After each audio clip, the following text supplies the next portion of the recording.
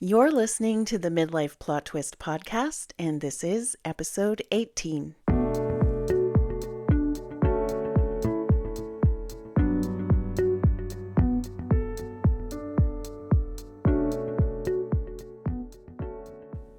Hi there. If you're listening for the first time, I want to welcome you to the Midlife Plot Twist podcast. My name is Jennifer, and I'm a woman in my 40s who is in the middle of what I'm calling my midlife plot twist instead of a midlife crisis. I'm on the cusp of many new and exciting things, and on some days they feel really exciting, and on others they feel really scary. I'm choosing to process this point in my life through creating this podcast. So, welcome to the ride that is my life, and I hope you are enjoying listening or will enjoy listening. In today's episode, I'm wondering if you can relate to what I've been thinking about lately, and I hope you can, so that I know I'm not alone and you'll find it more interesting, I guess, if you can relate. But I also hope you can't, because it actually really sucks. So here we go. Lately, I've been thinking a lot about workaholism and burnout. I've experienced and am prone to both. For me, workaholism looks like telling everyone in my life, "Oh, I can't, I'm sorry, I'm too busy right now," to the point that people stopped asking me to do things with them. And to the point that when someone would break through and ask me to do something, they'd start by saying, "I know you're very busy, but," or, "I'm sure you're not free, but just in case you are, do you want to do XYZ?" Workaholism looks like me sitting at my desk for hours on end because I'm trying to get something done and pushing through or ignoring my body's basic needs for water, bathroom breaks even, movement, and rest. Workaholism looks like me genuinely not knowing how to rest. I found it hard to know how to flick my attention switch to off to give my brain a break and time to integrate new things. For me, workaholism looks like late nights and waking up extra early to try to beat the clock on a deadline of some sort. It feels like I never have enough time, like I'm constantly behind and chasing time. And while I'm saying, "No, sorry, I can't, I'm too busy," to my family and friends who just want to spend some time with me, I'm saying yes to colleagues, collaborators on new projects, ideas, work initiatives, and opportunities. I also have a mean case of FOMO, or fear of missing out, if I say no to a work opportunity. Do you find yourself saying yes to things that your intuition tells you that you should say no to, but you override it because you believe you can just find the time, like when it comes to work, but you never really do this for loved ones? I certainly have done this. And the honest truth is, actually, this episode isn't really about workaholism, and burnout. Because one thing that I've learned over the past little while is that my overworking is not about work at all. It's only been in my 40s that I've started to take a step back from myself, so to speak, and really look at what I've chosen to prioritize in my life and why. It seems that many of us start to question the bigger picture of things in our 40s because some space opens up, either because our careers have stabilized and become predictable, or because our children are grown and our responsibilities as parents have shifted such that we can pay more attention to ourselves, or a combination of all these things. Whatever the case is, something changes in our 40s and that is important to pay attention to and probably easy to miss. And that is what I want to talk about today. Up until very recently, my worth has been tied to productivity, usefulness, endurance, and strength. Most things in my life pointed to the fact that I am an intelligent, strong, and driven woman, And my worth is very much couched in this aspect of my identity. Also, up until recently, any kind of rest or downtime would trigger guilt, anxiety, or a sense of being lost in me. Not only that, but I just couldn't rest. I didn't know how. I would ask my therapist, does rest mean sleeping? Does it mean reading, going to bed earlier, taking a bath, going to a spa? For how much time am I supposed to rest and how often? Like I truly didn't know. Anytime I'd meet someone new and they'd ask me about myself, all I would think to disclose was about my work and the various things that I was involved in. I had no hobbies, or if I decided that I wanted to try something new, like, I don't know, take a class to learn how to knit is the first thing that came to mind, and I'm not knitting. Anyways, if I wanted to learn something new, I would be unable to sustain it for any length of time because it was too much of a time commitment that took away from my work. And it felt like there was just never enough time for these things that I thought were extra or optional.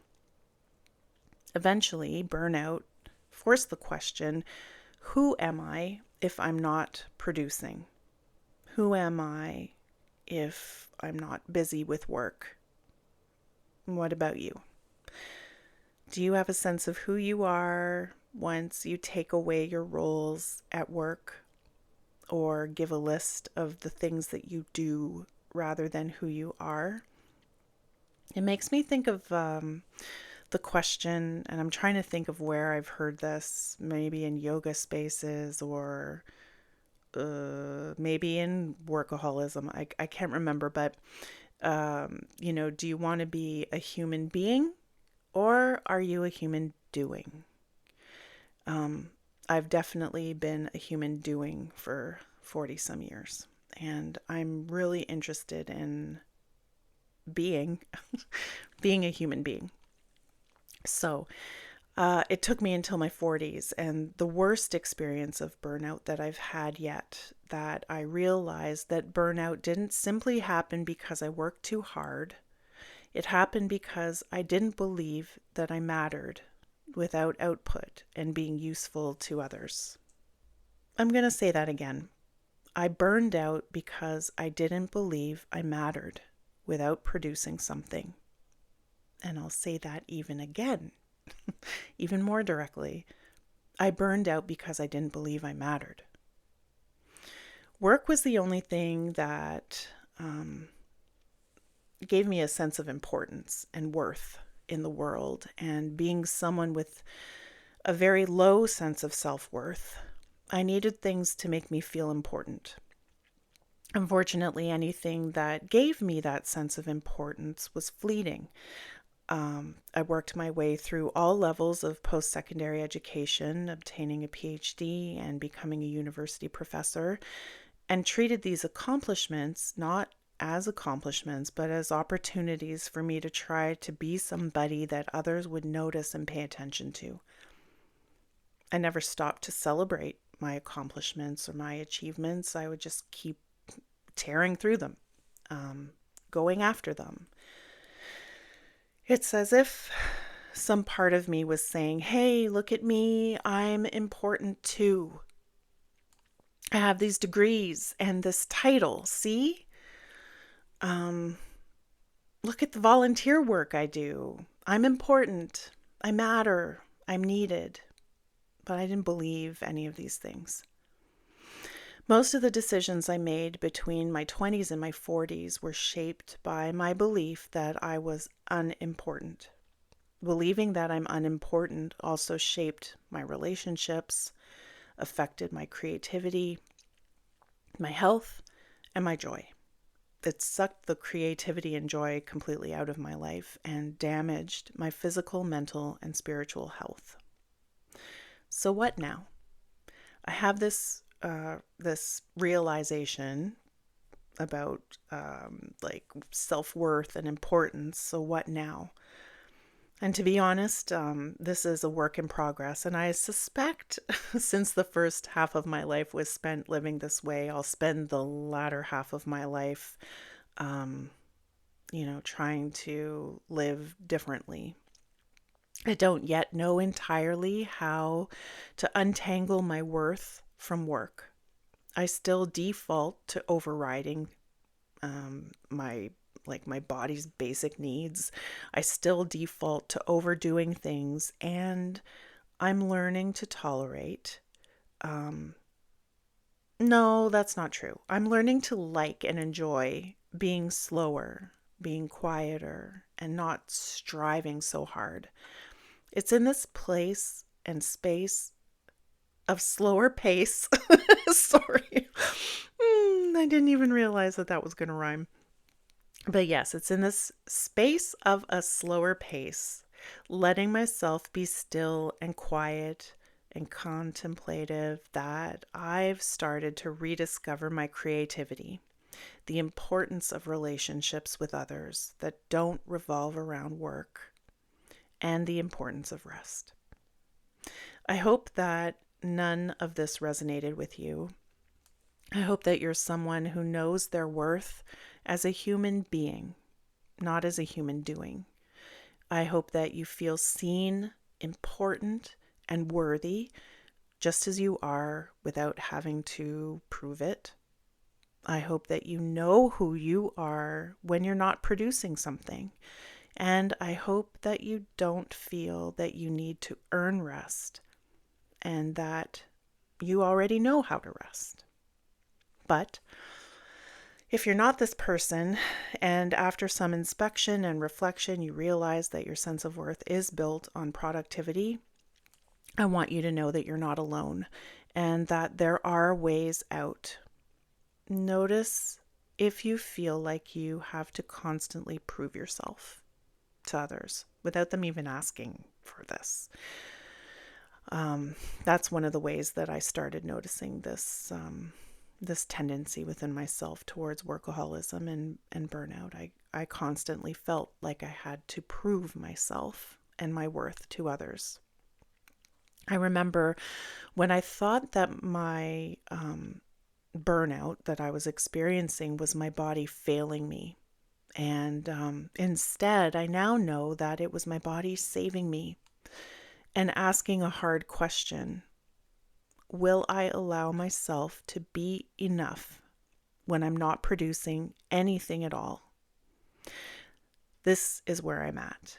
I don't yet have a concrete answer, but I'm finally willing to sit with the question in ways that are compassionate instead of critical.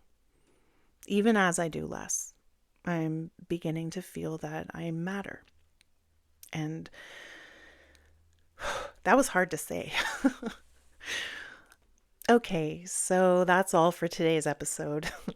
I hope you enjoyed it. As always, please follow the show on whatever platform you're using to listen, whether it's Apple Podcasts or Spotify or Podbean or wherever. Also, come and find me on Instagram. The account is Midlife Plot Twist Podcast, and if you'd like to reach out, my email is midlifeplottwistpodcast@gmail.com.